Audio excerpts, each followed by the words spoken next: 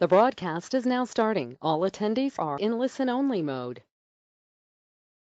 Hi there, everybody. Welcome to this short lunch and learn session, managing remotely, the 10 tips. Hope you're coping well in all of this shutdown. It's obviously very challenging. I don't know about you, but I've never been busier, not so much in terms of business, but just making everything work. It's amazing. I'm sure you're feeling the same way. I find myself going from one sort of webinar or one remote teleconferencing to another meeting, and by the end of the day I'm exhausted. So I'm sure you feel the same way. So anyway, I hope I can give you some really useful tips today on managing remotely, and obviously that's why you're here in the session. So welcome to you.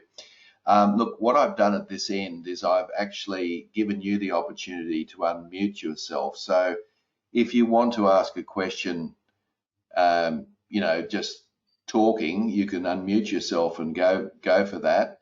But if you don't want to do that, of course, you can obviously use the chat box there or the question box over on the right-hand side. You can type in your message or question or whatever. But I want to try and make this, of course, as interactive as I possibly can during our hour together. So thanks for joining us, and I'm sure that I've got some tips for you. I think from my point of view, I've been working in my own business from home for 20 odd years, so I'm probably in a very good position to talk about this. I obviously, don't stay at home all the time, and during normal times I'll go out and give workshops and coach and all the other things that you'd expect me to do.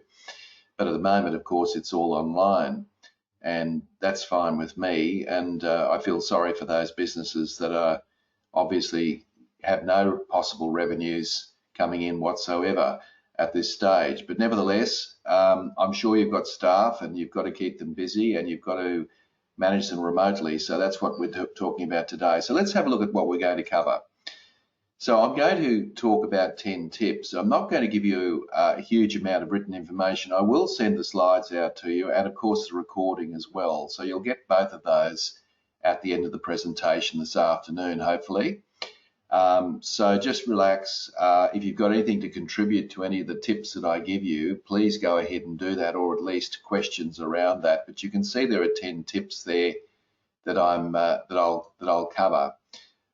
So I won't go through each one now, but I'll just give you an idea of where I'm taking this all. And the whole emphasis, of course, is about managing people remotely. So let's get stuck into it, and these aren't necessarily in any order either. I've just plonked them down. I would imagine they're all important, and what I would be hoping that you would take away from this session is one or two really good ideas that might help you to manage remotely more effectively. Now, the first challenge you've got, of course, and many of you would have already sorted this one out, but the question then is, what platform do I use? Because there's a lot of platforms out there. You've got Skype and you've got Zoom and you've got Abode and you've got GoToMeetings, and this is only a small snapshot of what's out there. And then you've got Microsoft Teams. I've used most of these. They've got their pros and cons, of course. But the first key decision to make, of course, is what particular platform are you going to use to communicate with your team. Now, in middle to larger businesses that already have that sorted out and probably likely to have adopted a particular approach even before the current crisis. But of course, if you're wondering, then the pros and cons around these. I won't make this a technical session, but I will say to you that most of them are very easy to use. It's just getting over that fear of trying something new. Some of them are free as well, which can be quite interesting. But with the free ones, such as Zoom, which I use, you can have no more than 3 people in the conference call. So that could restrict you if you're having team meetings. Skype for Business, of course, is well known. And the one I'm using is quite expensive, but it's good for running webinars as such. So that's the first decision I think people have to make, and then settle on that. And I think what's also important, regardless of what system you've already got or you're thinking of doing, you need to train your staff in using that, because they'll have their own fears and apprehensions about using one of these platforms. They probably haven't been used to using it. So try to arrange that. A lot of these organizations actually have their own video clips and around, on what to use and how to use it. So I think that's important, because you want people to feel comfortable using one of these. Otherwise, of course, they'll be stressing out just about getting online. So that's the first decision. Has anyone got any comments or questions or observations about any that they've used that maybe they'd like to share with the rest of the group?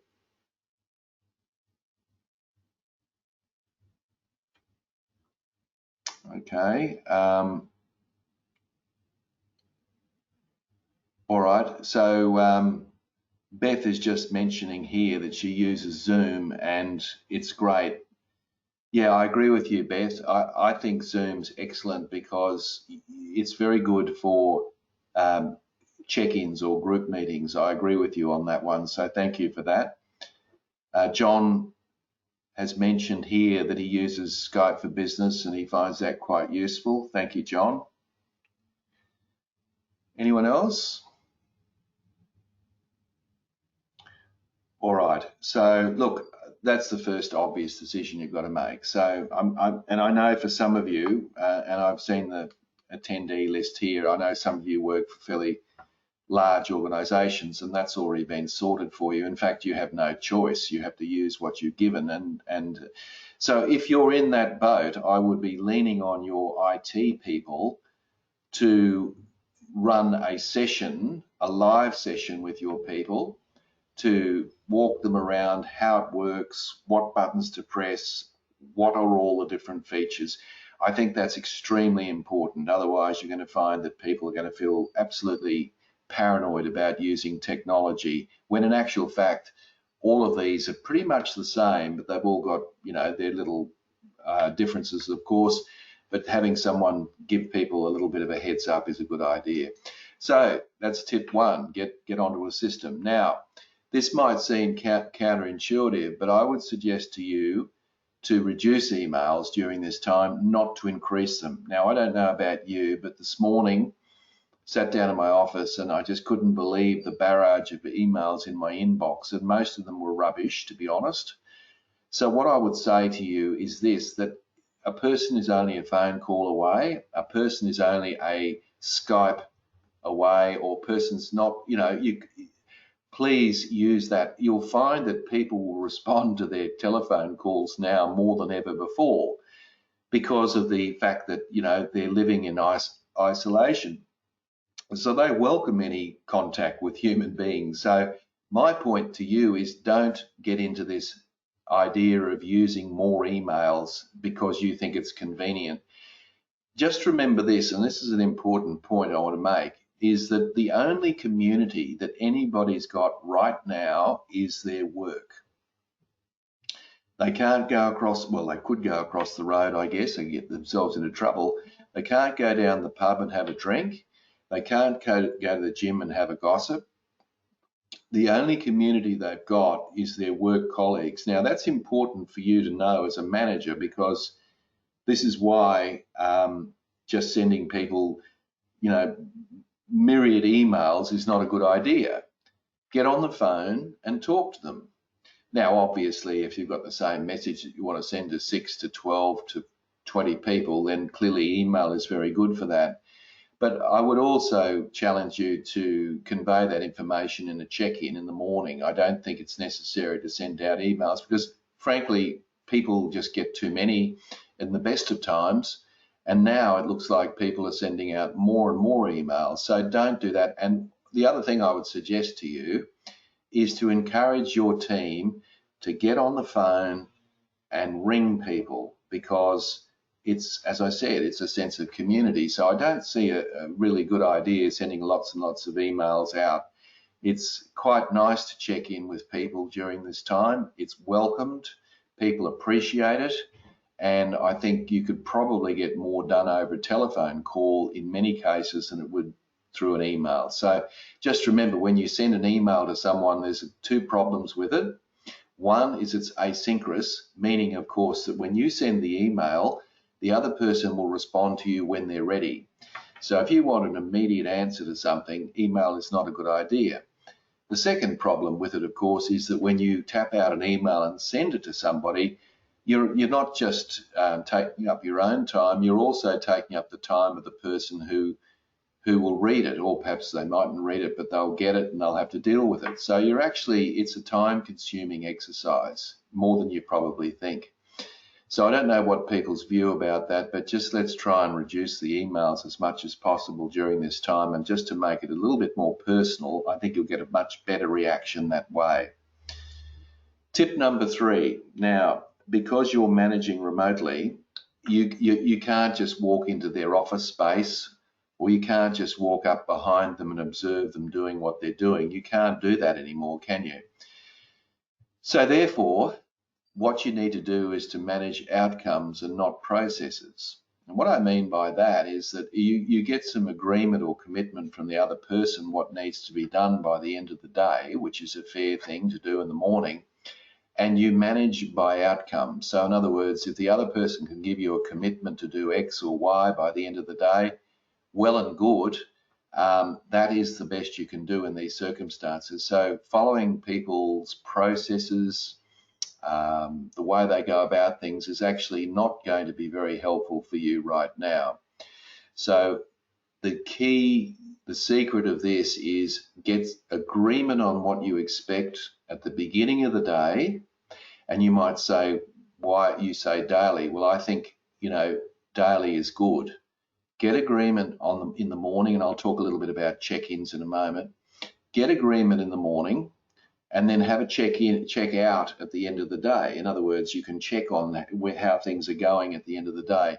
This is the way to go. Now, for those of you in government organisations, that's going to be a little bit difficult for you because government tends to be more process-driven, and so it's obviously going to be difficult for you to do that in this current environment. So the best you can do is get an agreement. So really what you should be doing with people is managing priorities, working out what the priorities are for the day. And once you've got those priorities, then managing a deadline for the meeting of those priorities. And then let them do it how they choose to do it. But as long as they meet the deadline, and of course they meet the quality expectations too as well. So that's all you can do. And that's important. So your managerial style becomes completely outcome driven and not process driven. And I'm sure you can understand the need to do that. It's not going to work any other way for you. So when you get feedback on how people have gone, you can do that. And I'll talk about feedback shortly. But I think the important thing is just, have they done what they promised to do? And have you been able to make sure that that has been done as it's been promised in terms of deadline? And of course, the quality will be fairly obvious at the end of the day anyway, so you'll get an idea of that. So I don't know if anyone's got any questions about that, but I think you've got to start looking at outcomes rather than processes when working from home, which I don't think is a bad thing. It's not a bad thing if you've got people who are very good at their job, because obviously you shouldn't be managing their processes anyway if they're good at their job. And if you're just worrying about priorities and outcomes during the day, well, that's a fairly easy job to do. The problem becomes where people's skill set isn't particularly high, and because their skill set isn't high, they might need some coaching or something from you. So that becomes an issue in itself, but you can still do coaching online, by the way. It's all good. So I think that's tip number 3. Now, managing expectations. What I suspect, this is number 4, what I think is really useful for you here is to ask this question of your team members. You ask them this sort of question: can I get your commitment that you'll get this done by the close of business today? Now, it's not an offensive question, and as long as you say it the right way. And what you want, of course, and I've said this in some of my lunch and learn programs, what you want is a nod or a grunt or a yes, ultimately what you should be doing is working towards an agreed expectation. That is getting people's commitment. So try it. Can I get your commitment? Now, the psychology of that, of course, is if people do give you the commitment, they're far more likely to follow through because they've given you a commitment, so that you're more likely to get it done by asking. Now, don't assume that they're going to commit, because all of our lives are crazy at the moment. It's not only the workload that they're looking at, they've also got children at home, they've got a partner at home. There's a lot of things going on, so it's really, really important to get people's commitment and ask for it. It's as simple as that. And by asking for it and getting that affirmative response, you've gone a long way to managing expectations. Now, of course, if you say to the person, can I get your commitment to get such and such done today? It's quite possible that the other person might say to you, they might and ah, and you know, they're not giving you a terribly clear answer. Now, if that's the case, then isn't it better knowing that up front than it would be later on, being disappointed at the end of the day when something hasn't been done? So at this stage, what I suggest you do is then say something along the lines of, it doesn't sound like you can make a commitment. Can you give me an idea what's going on there?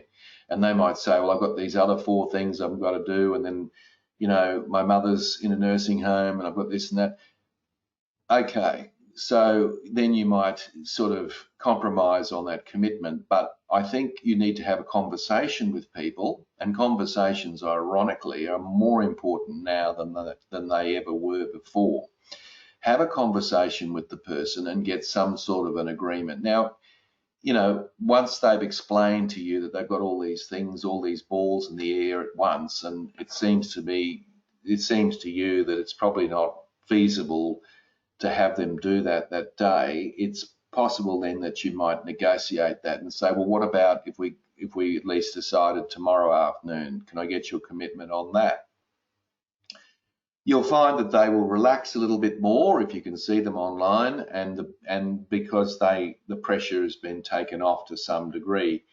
But the important point here is that you're having the conversation with people up front. Now, in a workplace, in a physical workplace, you don't have to do that as much, because obviously you could just walk down the hallway or out into the into the garden or wherever it is that you are, and you could just tap people on the shoulder and say, how are you going with X? But you can't do that now. So it's important to try and get people's commitment early on in the day. So once you've done this, it gives you a sense of a surety around what people are doing and what they will tackle during the course of a day. So try to get people's commitment. Has anyone got any questions or comments about that one?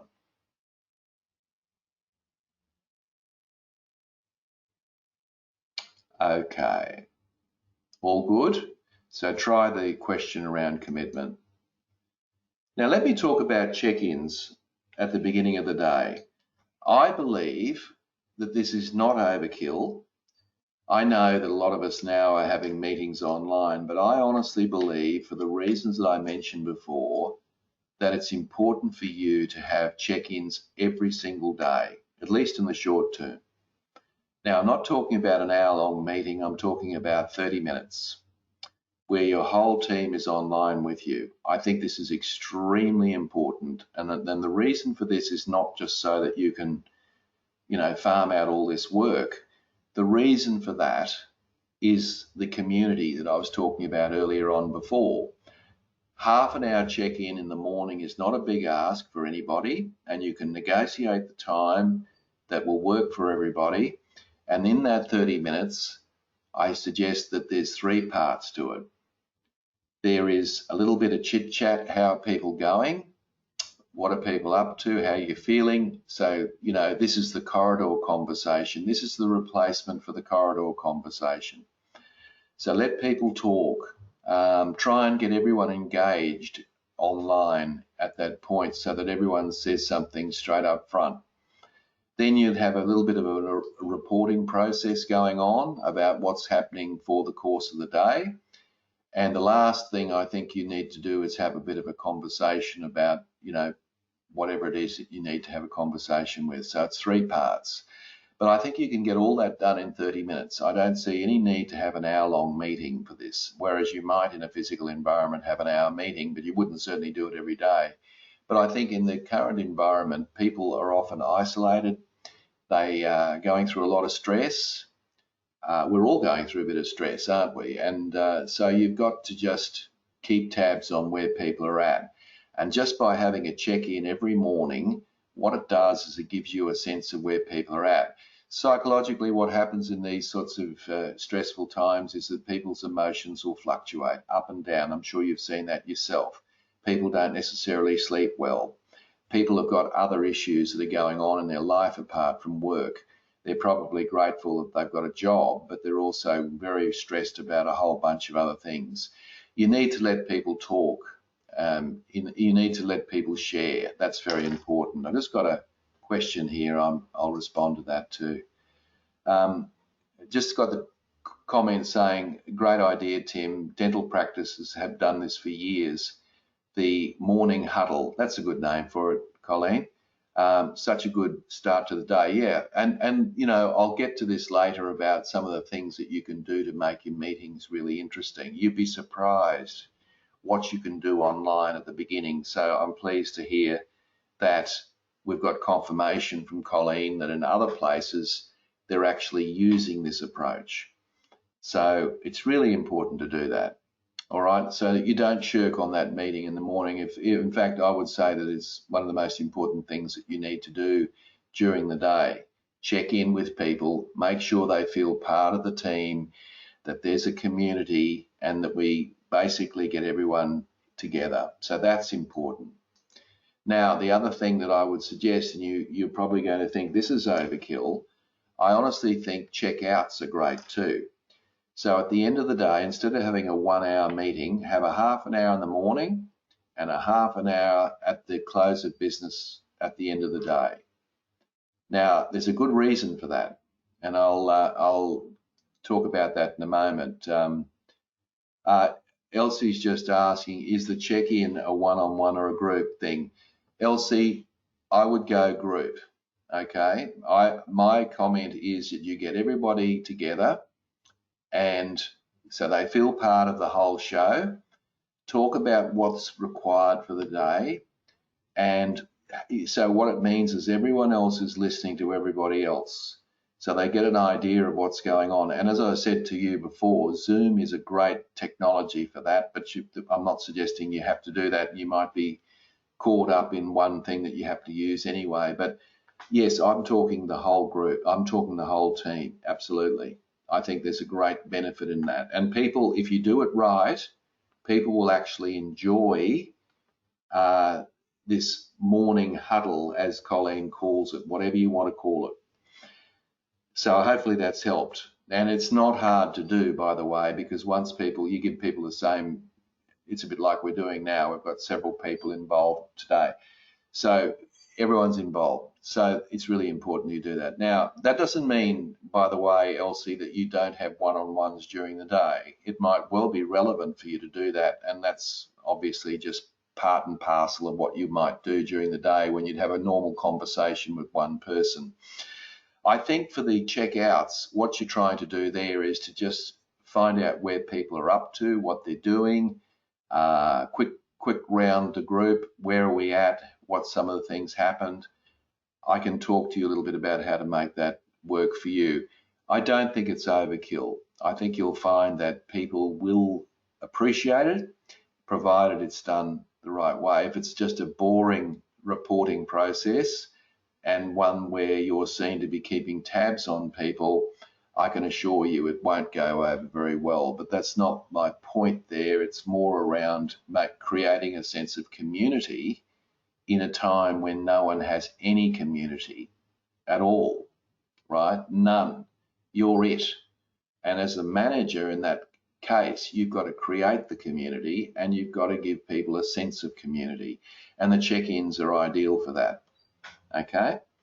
So, checkouts are really good, and And if you said to me, oh, this is overkill, there's too much, then do the check-ins and leave the checkouts out.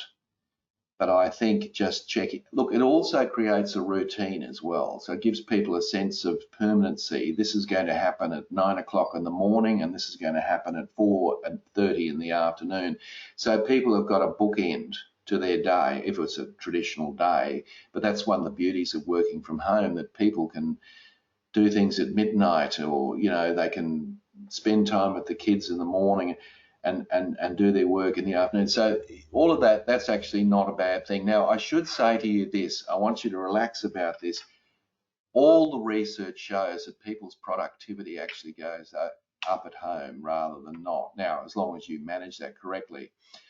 I've seen the research on this. We have balked for years from working from home for a couple of reasons. The obvious is that sometimes it's not possible, but in terms of people need to have that interface with customers and all the rest of it. But there's two real reasons that it's been blocked so far. One is the legal issues, that when an accident occurs at home, then the liability is with the company or the organisation. So of course, managers would definitely shy away from accepting that liability, because you couldn't control exactly how people behave at home. The second reason is the old-fashioned idea that out of sight, out of mind, that if you couldn't see people, then you weren't really a leader. So these two things have stopped us, and of course in the crisis we're in now, what we're actually seeing is a process where this will continue. This will continue for long after this crisis leaves. Now, I don't mean that everyone's going to be working from home to the same extent that they are now, but because we're all geared up and we will actually get good evidence that things are actually working pretty well from home, there will be the option where people will be able to work from home more so than would be the case. So that's one of the positive things, I think, out of all of this. So checkouts, give them some thought. Now, let me talk about how you make these meetings interesting, because you might think, well, what do I talk about in these check-ins? Well, my suggestion is you don't do much talking. Should you have an agenda? I think so. I think you should send people an agenda, absolutely. There might be 3 or 4 things you want to cover. Definitely. It's a meeting, and meetings are costly, and you're putting people into a space where they need to be committed to it. So yes, an agenda is a good idea. Make sure you're punctual when it comes online, and just start the meeting, the normal process. If it's a 9 o'clock start, you start at 9, even if someone's late. Don't wait for people, just get stuck into it. Now, a couple of interesting things that you can do.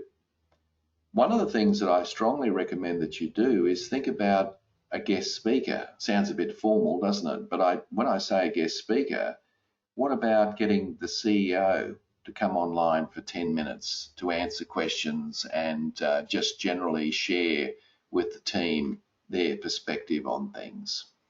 What about a stakeholder? Would they be interested in coming in and talking a little bit about the way they do business? Could you get a customer online? Now, all they've got to do, of course, is they're at home anyway. So all you've got to do is send them a link, and they just dial in at the appropriate time, and away you go. And that's just another extra person at the meeting. And of course, you introduce them and you let them talk, and then you ask people to comment, or any questions, comments, observations. You can make that really interesting. Now, the good news is this. I'll give you an example. I had a workshop in Canberra coming up in 2 weeks' time, and I was really upset that I couldn't get a guest speaker to come along. Now, this is a 2-day workshop, and I wanted to get somebody in to cover an hour of that to talk about their practical experience, a manager. Now, I was really upset because I couldn't do that, because I would have to fly the person down to Canberra from Brisbane. They're in Brisbane. I'd have to probably put them up in a hotel, and then all the rest of it, and so it just logistically was not a good idea. Now, because the meeting is now online, it's perfect. So they're just going to dial in at a certain time, and away we go. And they're going to give their presentation for an hour. They've already had their slides set up, so it was perfect. It's not like they have to change anything. you can share your slides on these sorts of things, and away you go. So when I say guest speaker, it sounds very formal, but I don't doubt for a minute that you've got people inside your business or beyond your business who would give a great account just to talk about something that's of interest. Do you know somebody that could talk about resilience? Do you know somebody that might be interested in meditation?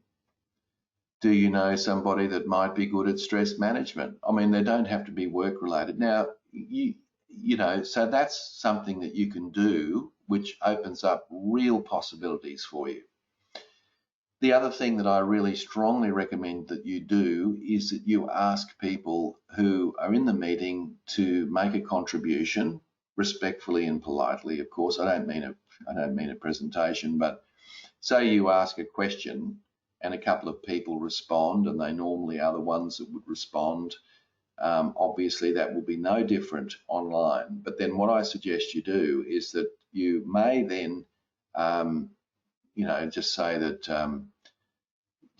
Margaret's in the meeting and Margaret's very quiet and doesn't say much, and that's how she would normally be if you were meeting around a table in the office or wherever. Don't be afraid to say, Margaret, is there anything you'd like to add that's not been covered so far? Or do you have any questions that you'd like to ask? Or is there anything you'd like to offer? Now, Margaret may not have anything that she wants to offer, and she may say that, but the point is that you are including her. It is actually a sign of respect, right? You're not, she can always opt out. She doesn't have to say anything. But this is what your goal in these check-ins and check-outs, check-ins in particular, your goal is to get everybody else to say something. Now, the other interesting thing is not everyone will have a webcam. If you're using a laptop, you've got a webcam. So you'll be able to see people. It's a good idea to have people have their webcam on, because a lot of these technologies you can turn it off. I don't think it's a good idea to have a meeting without being able to see people like you can see the picture on the screen. Now, if they don't have a webcam, perhaps you might think about what you can do about that, because, I mean, you want to make this as human as possible. And it's not likely that this shutdown is going to end next week. So, we're probably in a space where you're going to have to get comfortable using this technology and being able to make your meetings interesting online. So webcam is very good. You might go out and invest in some or whatever works for you, but I think it's probably very important to do that, because the other thing is, if you can't see somebody, they could be just sitting there goofing off, or they could be reading a magazine or looking at their social media accounts or whatever it is. So it's good to have everybody's face there as if you were working with people in a room. So I make that important distinction as well. So have an agenda, use speakers wherever possible. If somebody in your team has got an interest or a talent that they can share with people in your team, please jump on it. Now, they probably be too modest or fearful to put their name forward.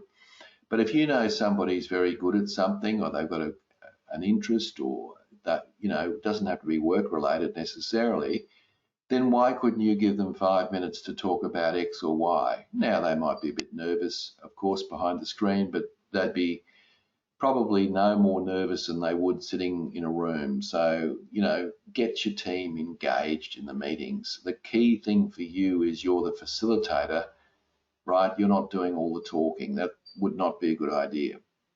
Okay.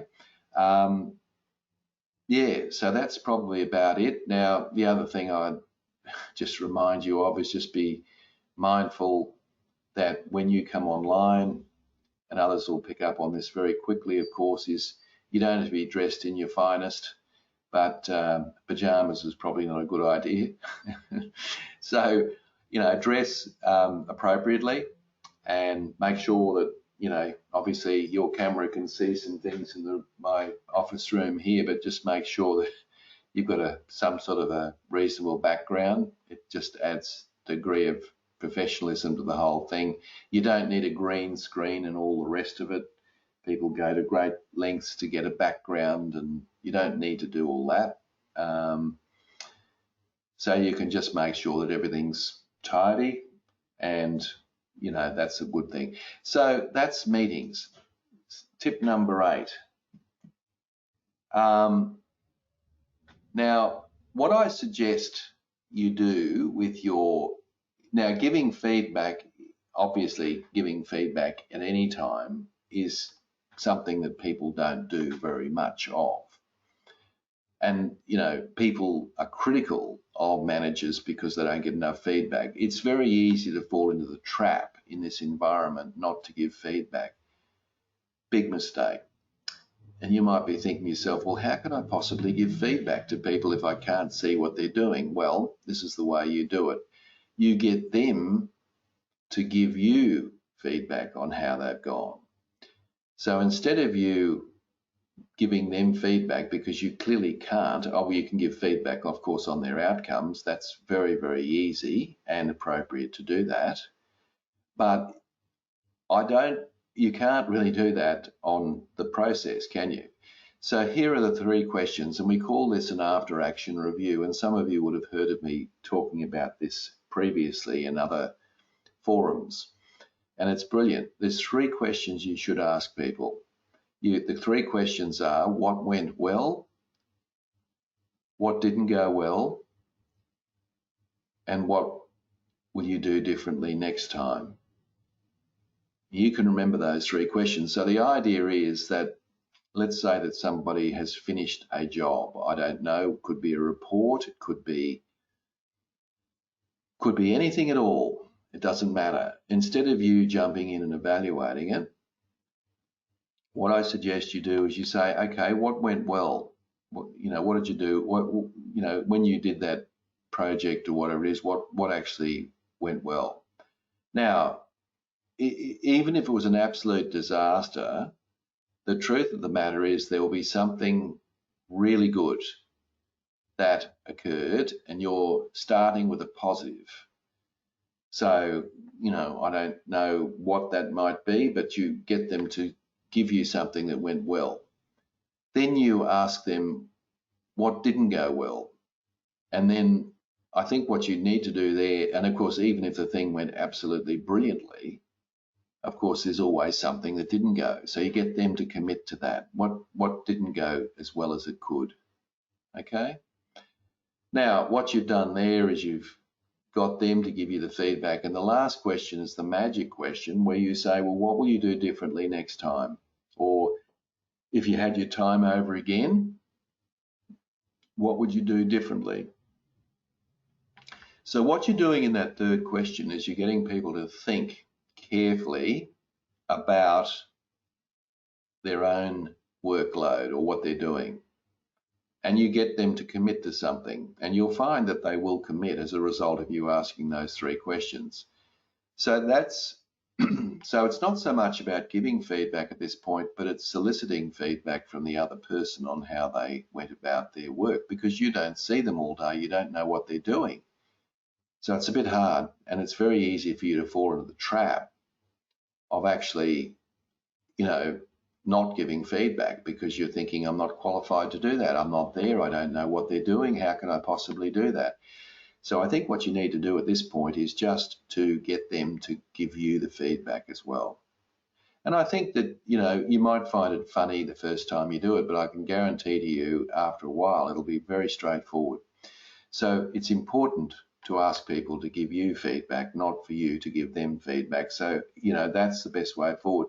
The other thing I would say in the environment we're in is, of course, try wherever possible to give positive feedback on the end results of the things that are done. Now, you don't just do it for the sake of it, but if somebody has put in a fair bit of work to get something done on time and they've done it with a quality outcome, it's fair and reasonable for you to say to the person, well, thank you. Thanks for getting it done as you did. I really appreciate it. It's great, the work that you've done, and I just want to thank you for that. Now, that goes a long way in the environment we're in. that's a positive that went on during the day. And I think that's a fair and reasonable thing to do, if that makes sense. Have any of you got any questions? Remember, you can unmute yourself, or you can type in any comment or question or observation that you might have about feedback. It's not an excuse, of course, not to be doing this. It's just you've got to do it in a slightly different way. Okay, all good. All right, let's move on. Now, this is, I think, one of the problems that we're going to have in this isolated environment that we've got is that you need to encourage your team members and yourself as well to make sure that you are communicating with your stakeholders. One of your stakeholders, of course, is your boss. Another stakeholder may well be somebody who supplies your business with something. You can include customers here as well, but don't forget your stakeholders need constant communication as well. And again, I don't think it's a good idea to send them an email, because if you send them an email, that's too impersonal in the environment. Get on the phone and ring them and say, how are you going?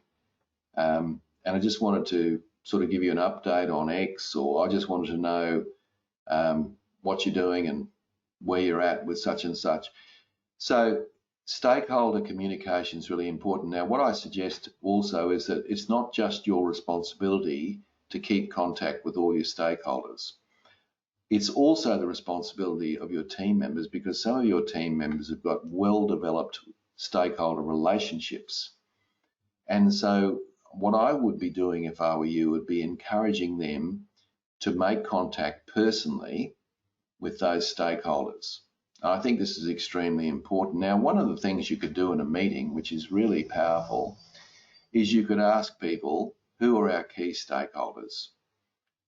And of course, you'll get a bit of silence on the end of the line initially, but then just who are the people that supply us with what we need in order to do our job? And slowly but surely, people will mention names, they'll mention organisations and so forth. And when they mention names and so forth, then pose the question, okay, how can we make sure we maintain good working relationships with them during this time when we're working remotely? And get your team to give you that.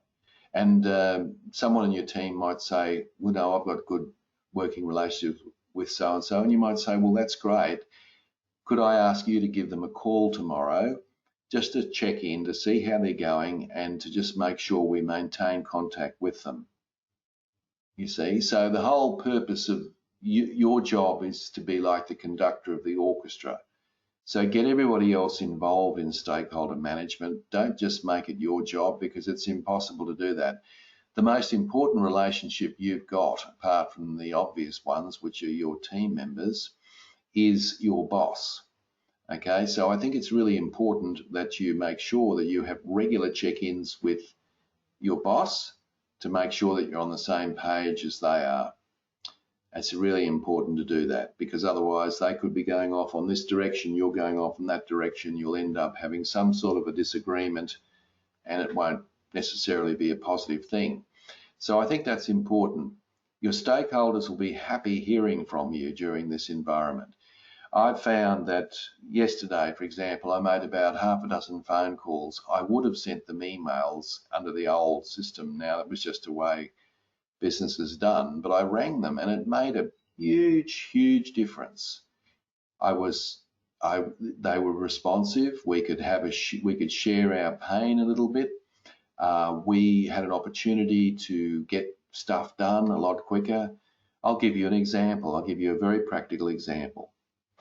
I rang somebody who in my calendar, I had 2 workshops on performance management coming up after Easter, and I was concerned that they would perhaps, pull the pin on them. I mean, obviously, I had to travel to get there, and it was going to be standing in front of a room and delivering. So I decided to ring them, and I just said, look, I've got a solution to our workshops. First of all, I just wanted to check to see what your thinking was on that. And they said, oh, we're still thinking about what we're going to do. And I said, well, you realize we can do it online, and we can do it just as effectively online, and it'll work really, really well. And this is what we're going to do. And I explained all that to her, and she said, okay, well, look, let me just put a call into the CEO and just make sure that that'll all happen, and I'll let you know. Well, within half an hour, I got an email back saying, no, we want to go ahead, and here's a list of all the participants, because obviously I've got to contact them. And that was done just from a phone call. Now, if I'd sent an email, I wouldn't have the story to tell you now. Maybe that would be just another one of the 200 that they've got. But a phone call made a huge difference, and they were a stakeholder. Well, they were a customer of mine, actually, rather than a stakeholder. So think about that. Phone calls are magic at this time. It makes a big difference. So I think you can get a lot done and get a lot done in that process. Now, so summing that one up, your job is to make sure everyone else maintains good stakeholder communication during this time. Now, tip number, did I miss one there? Oh no, that's right. Tip number 10. Now, this is a beauty. And it might sound a bit funny, but I want you to do this because I know it works really well. Not because I read it in a book. I've actually done this in Teams, and it's brilliant. Every single time you have a check-in, and I'm suggesting you do that first thing in the morning, whatever the time is that you would normally have a meeting, which is a respectable time, the very first thing you do in your check-in is you say to the persons in your, you say, win for the day. So what that means, and I know some of you have heard of my win for the week, well, this is win for the day. Now, if you ask people for a win for the day, which essentially means what was something that positive happened in the last 24 hours, of course, you're going to get a little bit of silence going on initially because everybody's, it's gloom and doom, isn't it? That's why I'm talking about a positive spiral an upward spiral of positivity. Start yourself. So sometimes you've got to sit there and think, oh, gee, I can't think of anything positive that went in the last 24 hours. I'm sure there is something. It might be a personal thing or it might be a work thing. And you start. And it doesn't have to be a big, long speech, just a minute. Bang, there it is.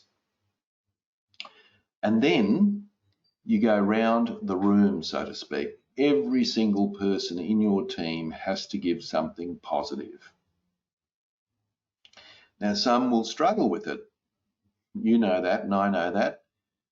But I can guarantee to you that the next day, when you go round the table again, win for the day, they may still struggle with it, but I'll guarantee to you that by day 3, they're on board.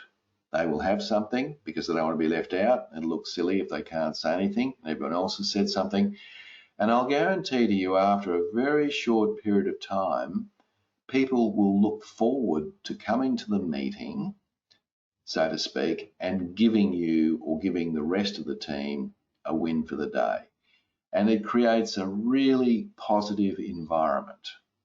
Isn't that a good way to start the day? You've done that. You have managed that process. So just hold the line on that. There's nothing Pollyanna or silly about it. The reality is your job is to keep people as upbeat as they possibly can, and you don't have to do that by any other way than drawing upon the resources that you've got in the room. So you'll find it works extremely well, and I really encourage you to do that. And it'll only take you maybe 5-7 minutes around the room, so to speak, and then you move on to whatever you need to move on to. And I'm sure there'll be some issues that have to be dealt with that aren't quite so positive. So give it a go. Be bold. You'll be surprised. It works extremely well. I can guarantee to you that you won't be disappointed at the results. Okay, so folks, what I want to do now, I realise we've got about 10 minutes left.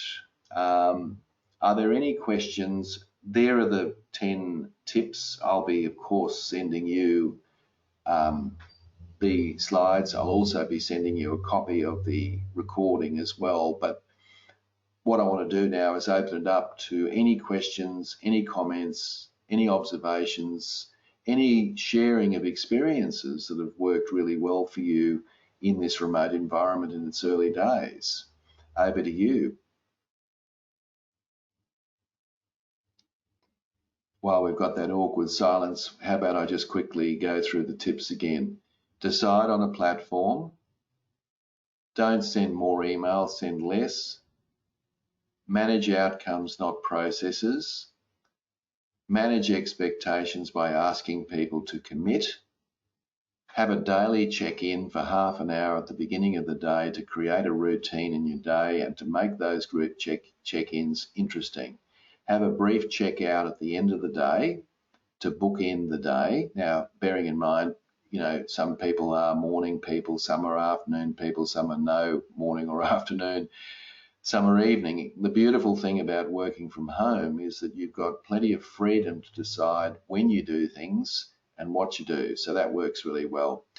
Make your meetings interesting, and there's lots of ways I explain how to do that. Ask people for their feedback about how they've gone rather than, you know, ask them what they think. What went well, what didn't go well, and what will you do differently next time? Make sure that you keep touch with your stakeholders. I'm sure you'll do it with your customers, but the important thing is to remember your stakeholders are the ones that provide you with the resources to get your job done. So it's a good idea to be in contact with them regularly. And the final tip there is that you should try for a win for the day, first thing in the morning, creating an upward spiral of positivity, and I can guarantee to you that works really well. So nothing, okay, I can only imagine, aha, we've got something. Here we go. Sharing ideas about how people are managing remotely can open the door to some great ideas. Family Zoom catch-ups at the end of the day reinforces benefits of working with Zoom to take home. Fantastic, Colleen, thank you. Yeah, so look, you'll find that people in this environment are often a little bit more open. Some are not, of course, because they're very stressed. But you'll find that it actually, once you get into the routine, it's a pretty good routine, but you've got to create the routine, because if you don't create the routine, you'll get yourself into some strife as such. Okay, thank you for that feedback, Colleen. That's great. Now, the final little plug, if I may, it'll come up on your screen in a moment. Here we go. Now, this Friday, if you've got people who you would like, this is going to be about working remotely, so this is different from today. On Friday, I'm running a session. We've got quite a few people in the session, but we can have many, many people in the session. We've got one on Friday. That should be Thursday. That's Easter Friday. That's Thursday. Apologies, folks. But this Thursday at 1:30 to 2:30, I've got a 1-hour webinar for people that you might be managing. So these are people just working remotely. So this isn't about managing remotely. This is working remotely. And I've got 10 tips that so if you've got team members that would like to, or you know people, what I suggest you do is just send me an email. And what I will do, of course, is I'll invoice you as I've done for this session as well. So just send me an email. $75 GST inclusive per person. But if you think that's going to help some of your team members, or you've got, you know, stakeholders or customers that might benefit, can you get them in touch with me? Because we've still got plenty of spaces, and I think it could be really valuable exercise to make sure that everybody's ready, because not everyone's worked remotely before. So it's one thing managing remotely, it's something working remotely. So remember, that should be Thursday. So this Thursday, what's today? Wednesday, Thursday, last day, yeah, tomorrow. So you've got to be quick. So you've got to be really quick. So, but that's all right. It's all a case of me sending you a link and away we go. So I can do that. All right, that's all from me. Thank you very much for your attendance. I hope that you've got something useful out of that, at least one tip or one idea or one thought. I hope that's worked for you. So I wish you all the best. Have a safe Easter, not that you'll be doing too much travel, of course, but have a really enjoyable Easter break. You deserve it. And we'll see you around. And thank you very much for your attendance. And thanks, Elsie, for the feedback. Thank you. This was very helpful. Appreciate it, Elsie. Thank you. All right, all the best, and we'll catch you sometime around the traps. Thanks and goodbye.